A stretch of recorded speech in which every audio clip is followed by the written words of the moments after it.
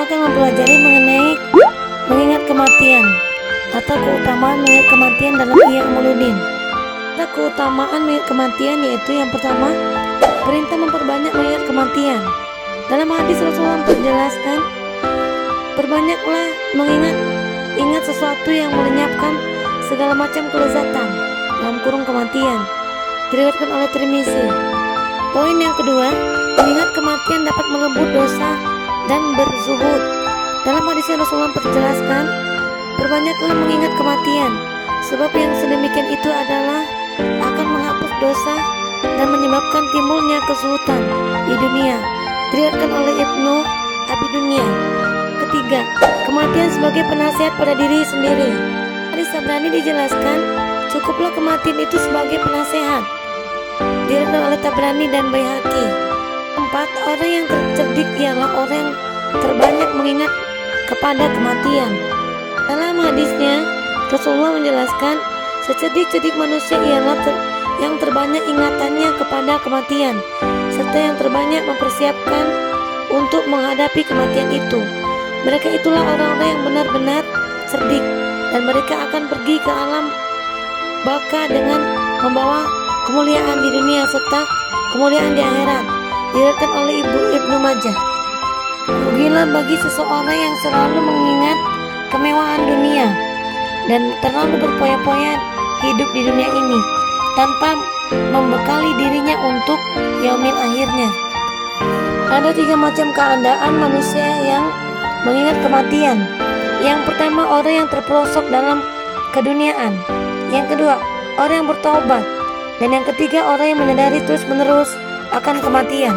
Ini radhiyallahu anhu meriwayatkan pula sabda Rasulullah sallallahu alaihi wasallam, sesungguhnya hal-hal yang paling takutkan mengenai kamu semua ialah 2 perkara, yakni mengikuti hawa nafsu, dan yang kedua, panjang angan-angan.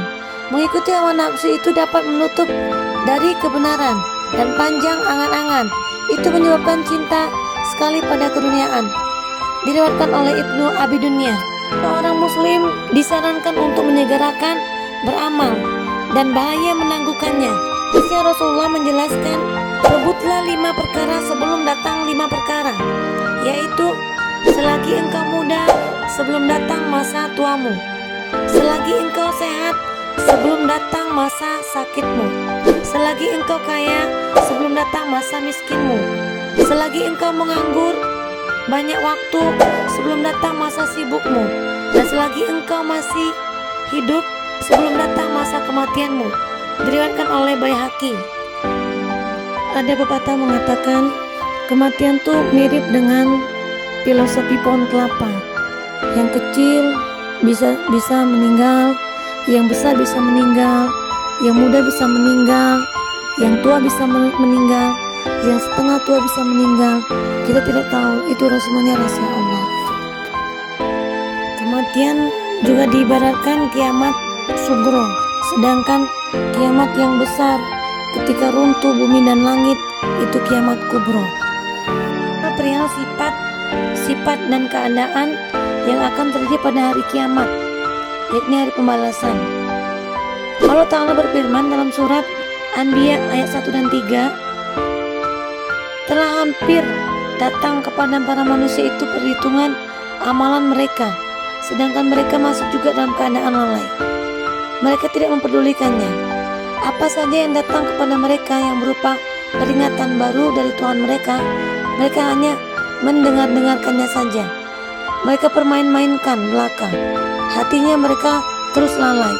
Surah Anbiya ayat 1-3. Karena kecintaannya kepada dunia tiada henti-hentinya, membuat mereka lupa akan mempersiapkan diri untuk bekal kematian.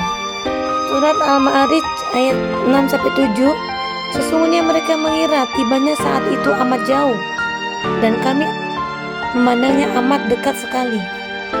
Dalam hadisnya Rasulullah menjelaskan, tidak henti-hentinya kedua kaki manusia itu nanti berdiri pada hari kiamat di hadapan hadirat Tuhannya, sehingga ia akan ditanya 4 macam perkara, yaitu pertama, umurnya, untuk apa dihabiskan. Yang kedua, Masa mudanya untuk apa digunakannya?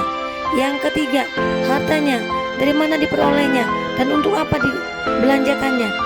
Yang keempat, amalan apa yang telah dilakukan sesuai dengan apa yang telah diketahuinya. Dalam hal timbangan amal ini Allah Ta'ala berfirman, adapun orang-orang yang berat timbangan amal baiknya, maka orang itu adalah dalam kehidupan yang diridhoi, senang dan memuaskan dirinya. Dan adapun orang yang ringan timbangan amal baiknya, maka tempat tinggalnya adalah lubang dan yang dalam. Dan apakah engkau mengerti apa lubang dalam itu? Yaitu api yang menyala-nyala. Surat Al-Qari'ah ayat 6-11. Bagi yang meninggal dalam keadaan durhaka kepada Allah, Allah akan membentangkan tiga dari api neraka. Kemudian dijelaskan juga dalam surat Al-A'raf ayat 40, sesungguhnya orang-orang yang mendustakan ayat-ayat kami dan menyombongkan diri terhadapnya, sesekali tidak akan dibukakan bagi mereka pintu-pintu langit, dan tidak pula mereka masuk surga, hingga unta masuk ke lubang jarum. Demikianlah kami memberi pembalasan kepada orang-orang yang berbuat kejahatan. Surah Al-A'raf ayat 40. Dalam surat Al-An'am Allah berfirman, alangkah dahsyatnya sekiranya kamu melihat di waktu orang zalim kafir berada dalam tekanan-tekanan sakaratul maut, sedang para malaikat memukul dengan tangan mereka sambil berkata, keluarkanlah nyawamu pada hari ini, sekarang ini, sejak sakaratul maut. Kamu dibalas dengan siksaan yang sangat menghinakan, karena kamu selalu mengatakan terhadap Allah dengan perkataan yang tidak benar dan selalu menyombongkan diri terhadap ayat-ayat Allah SWT. Surah Al-An'am ayat 93. Surat Ghafir ayat ke-46, Allah Ta'ala berfirman, salah satu bentuk azab di alam barzah nanti, neraka akan ditampakkan di waktu pagi dan petang kepada Fir'aun dan para pengikutnya. Kemudian pada hari kiamat dikatakan kepada malaikat, masuklah Fir'aun dan kaumnya ke dalam azab yang sangat keras. Rasulullah bersabda, kedua penghuni kuburan ini sungguh sedang mendapatkan azab, dan tidaklah kedua diazab karena melakukan dosa besar. Adapun salah satu karena berbuat naminah. Naminah adalah adu domba, dan yang kedua karena tidak membersihkan air kencingnya. Hadis riwayat Muslim. Al-Kahf ayat 19 dijelaskan, dan datanglah sakaratul maut dengan sebenar-benarnya. Itulah yang kamu selalu lari darinya. Husnul khotimah adalah akhir kehidupan yang paling baik bagi setiap muslim. Disebutkan dalam surat Fussilat ayat 30, sesungguhnya orang-orang yang berkata, kami adalah Allah, kemudian mereka beristiqomah, maka para malaikat turun kepada mereka sembari berkata, janganlah kamu bersedih dan bergembiralah kamu dengan memperoleh surga yang telah dijanjikan oleh Allah kepadamu. Kamilah pelindung-pelindungmu di dunia dan di akhirat. Di dalamnya kamu memperoleh apa yang kamu inginkan, dan memperoleh pula di dalamnya apa yang kamu minta, sebagai hidangan bagimu dari Rabb yang Maha Pengampun lagi Maha Penyayang. Surat Fussilat ayat 30. Allah menggambarkan kondisi kematian orang yang mukmin dalam keadaan baik dengan firman-Nya dalam surah An-Nahl ayat 32, yaitu orang-orang yang diwafatkan dalam keadaan baik oleh para malaikat dengan mengatakan kepada mereka, salamun alaikum, keselamatan kesejahteraan bagimu, masuklah ke dalam surga. Itu disebabkan apa yang telah kamu kerjakan. Surah An-Nahl ayat 32. Para sahabat sekalian, semoga kita dan seluruh keluarga kita selalu dalam keadaan husnul khotimah. Amin. Walau alam bisawab. Assalamualaikum warahmatullahi wabarakatuh.